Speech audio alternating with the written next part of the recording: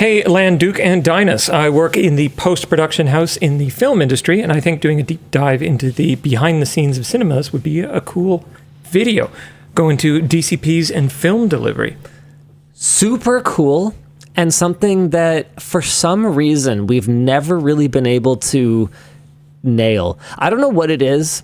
Our audience is super into tech, but as soon as that cool processor or that cool algorithm is in a camera, it seems like people just like they just kind of tune out of it. Yeah. Whereas whenever I see an audience that's really dialed into the behind the scenes, to the technology of film production and TV production, it almost seems like they're less of a nuts and bolts CPUs and cores and megahertz, and more of like a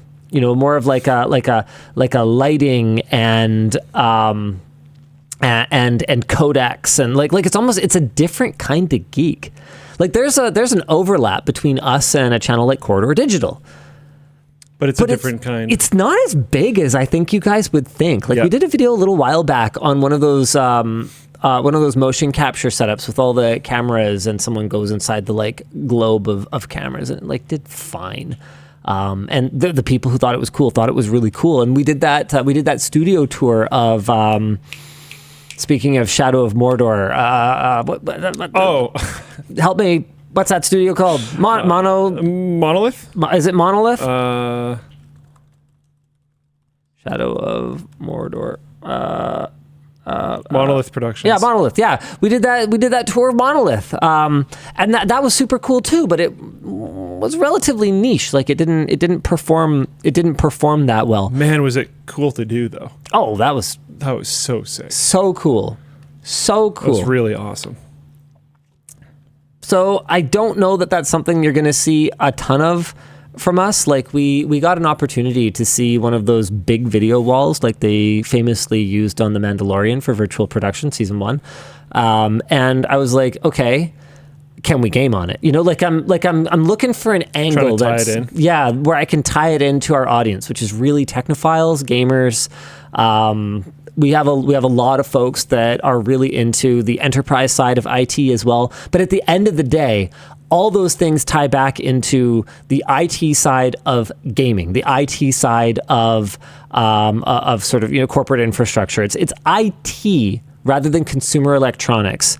And the distinction between them always felt kind of arbitrary to me because my interest has always been in both of them. So I thought until I went to CES and I realized I actually didn't care about most of it, and I mostly cared about the IT stuff. I'm like, oh, okay, yeah, I guess that makes sense. Over time, I've grown more interested in it, but you got to understand, when I attended my first CES, I didn't even own a TV. Why would I? I have a perfectly good monitor right here. I didn't either. Exactly. So it's just a funny thing where the overlap is not as big as you might think. I completely agree with that. I will say though, there's a Corridor video. I'm trying to find it right now, but they do this like they like resurrect. I think Dan is gonna be able to call it out actually. Huh? A green screen style technology that they did with these weird bulbs. Oh God, yeah, that was amazing. That was really interesting. Are you talking about Mary Poppins? Yeah, the lost Disney technology with the sodium lamps, right? Yeah. Sodium lamps. That was such a cool video. Wicked cool, even if you're not into cameras. Yep, stuff. very cool. Yeah.